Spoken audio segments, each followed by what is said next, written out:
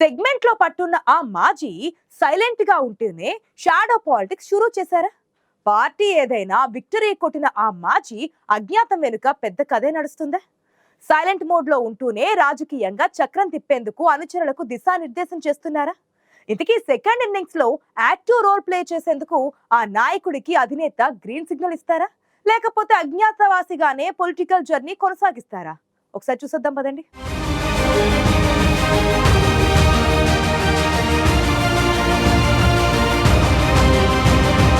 రాజకీయాలు చేసి చేసి అలసిపోయిన నేతలను చూస్తుంటాం. కానీ స్వయం కృతాపరాధంతో రాజకీయ అజ్ఞాతవాసిగా మారిన ఆ మాజీ ఎమ్మెల్యేను చూడాలంటే చెలో రాజంపేట. ఎస్, కడప గడపలో అందుకే ఇప్పుడు ఆయన హాట్ టాపిక్. రాజకీయంగా తొలి విజయాన్ని టీడీపీ నుంచి తన ఖాతాలో వేసుకున్నారు మేడా మల్లికార్జునరెడ్డి. ఆ తర్వాత వైసీపీ నుంచి పోటీ చేసి రెండోసారి విజయం సాధించారు. టీడీపీ వైసీపీ నుంచి వరుస విక్టరీ సాధించిన ఎమ్మెల్యేగా మేడా మల్లికార్జునరెడ్డికో ప్రత్యేక గుర్తింపు ఉంది. 2014-2019 ఎన్నికల్లో ఘన విజయంతో రాజకీయంగా రాజంపేటలో మంచి పట్టు సాధించారు మేడా. గ్రౌండ్ లెవెల్లో సొంతంగా అనుచర గణం ఉన్న ఘనత మేడాకే దక్కుతుందంటారు.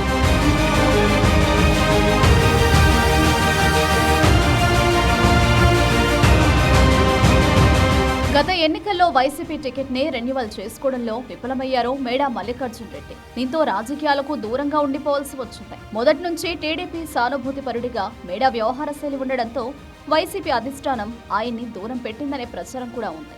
అయితే గత ఎన్నికల సమయంలో టీడీపీ టికెట్ కోసం తెర వెనక విశ్వ ప్రయత్నాలు చేసిన మేడా విషయంలో చంద్రబాబు ఆసక్తి చూపలేదని తెలుస్తోంది. రాజంపేటలో మేడాకి సొంతంగా బలమైన క్యాడర్ ఉన్నా టీడీపీ వైసీపీ అధిష్టానాలు ఆయనపై ఆసక్తి చూపకపోవడం అందరినీ ఆశ్చర్యపరిచింది. టీడీపీ ఎమ్మెల్యేగా గెలిచాక 5 ఏళ్ల కాలంలో కాంట్రాక్టు పనులతో పాటు అనుచరులను అందలమెక్కించడంపైనే మేడా దృష్టి పెట్టారని ప్రచారం జరిగింది. తర్వాత టీడీపీకి గుడ్ బై చెప్పి వైసీపీలో చేరిపోయి 2019 ఎన్నికల్లో మరోసారి విజయం సాధించారు. దీంతో రాజంపేటలో అభివృద్ధి పనులు శరవేగంగా ముందుకెళతాయని అంతా భావించారు. అయితే రాజంపేటలో అభివృద్ధిని మరచిన మేడా రాజకీయంగా ఎదిగేందుకే మొదటి ప్రాధాన్యమిచ్చారని రాజంపేట ప్రజలు చెప్పుకొస్తున్నారు.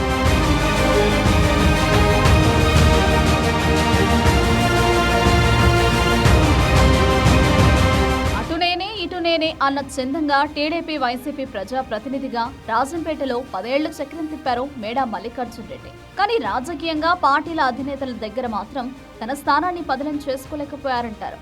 నిత్యం ప్రజల మధ్య ఉండే మేడా రాజకీయంగా ఎందుకు తన స్థానాన్ని పదిలం చేసుకోలేకపోయారన్న సందేహాలు రాజంపేట ప్రజల్ని వీడటం లేదట.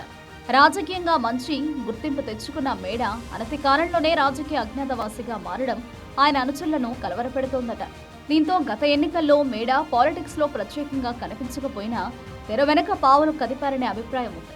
టీడీపీకి పరోక్షంగా సహకరించారట మేడా మల్లికార్జునరెడ్డి.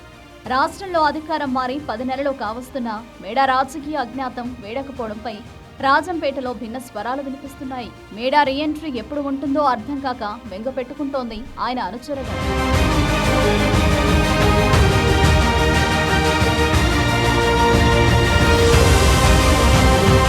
2014 ఎన్నికల్లో టీడీపీ ఎమ్మెల్యేగా గెలిచిన మేడా క్లాస్ లీడర్గా ప్రజల్లో గుర్తింపు తెచ్చుకున్నారు. అయితే అదే సమయంలో రాజంపేట నియోజకవర్గంలో అభివృద్ధి విషయంలో విఫలమయ్యారనే విమర్శలు మూటగట్టుకున్నారు. 5 ఏళ్ల కాలంలో రాజంపేటకు ఏమీ చేయలేకపోయారన్న అపవాదు మోయాల్సి వచ్చిందాయన. 2 పార్టీల నుంచి వెంటనే గెలిచిన నేతగా మేడాకు మంచి పొలిటికల్ ట్రాక్ రికార్డ్ ఉంది. ప్రస్తుతం ఏ రాజకీయ పార్టీని నేరుగా మద్దతు తెలపకుండా అజ్ఞాతంగానే పొలిటికల్ జర్నీ కొనసాగిస్తున్నారు ఆయన. రాజంపేట టీడీపీకి గట్టి పట్టున నియోజకవర్గం. పార్టీకి బలమైన క్యాడర్ ఉన్నా రాష్ట్రమంతా కూటమి గాలి వీచినా రాజంపేటలో మాత్రం మొదటి ఎన్నికల్లో ఓటమి చవిచూడాల్సి వచ్చింది.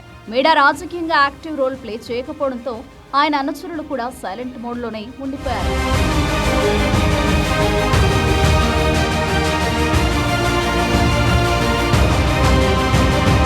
పది నెలలు కావస్తున్న మేడా ఎంట్రీ లేకపోవడం రాజంపేటలో రాజకీయంగా తీవ్ర చర్చకు దారితీస్తోంది.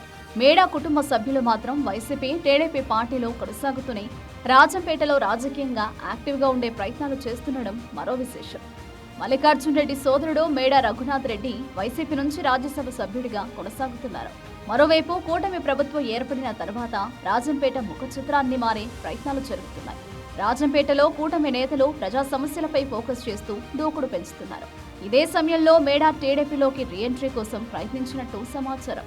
అయితే చంద్రబాబు మొగ్గు చూపించకపోవడంతో మేడా పసుపు కండువా కప్పుకునే అవకాశాలు ప్రస్తుతం కనిపించడం లేదంటున్నారు.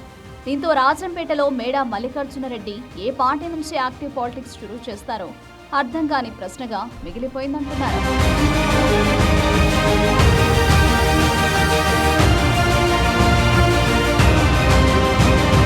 కూటమిలో ఆధిపత్య పోరు తారాస్థాయికి చేరుకోవడంతో అధినాయకత్వానికి రాజంపేట తలనొప్పిగానే ఉంది. రాజంపేటలో వైసీపీ ఎమ్మెల్యే ఆకిపాటి అమర్నాథ్ రెడ్డి గెలవడంతో సెగ్మెంట్ రాజకీయాలు కాకపుట్టిస్తున్నాయట. గెలవాల్సిన సీటు ఘోర ఓటమి తర్వాత కూడా తెలుగు తమ్ముళ్లు పంతాలకు పోయి కీచులాటలతో రోడ్డున పడుతున్నారు. త్వరలోనే రాజంపేటలో టీడీపీ ఇన్ఛార్జ్ మార్పు ఉండొచ్చని వార్తలు చెక్కలు కొడుతున్నాయి. ఈ పరిస్థితుల్లో రాజంపేట తమ్ముళ్లకు మేడా ఆశాకిరణంగా మారుతారా, లేదంటే చంద్రబాబు మార్పుతో మరో నేతకు ఇన్ఛార్జిగా అవకాశం లభిస్తుందో చూడాలి.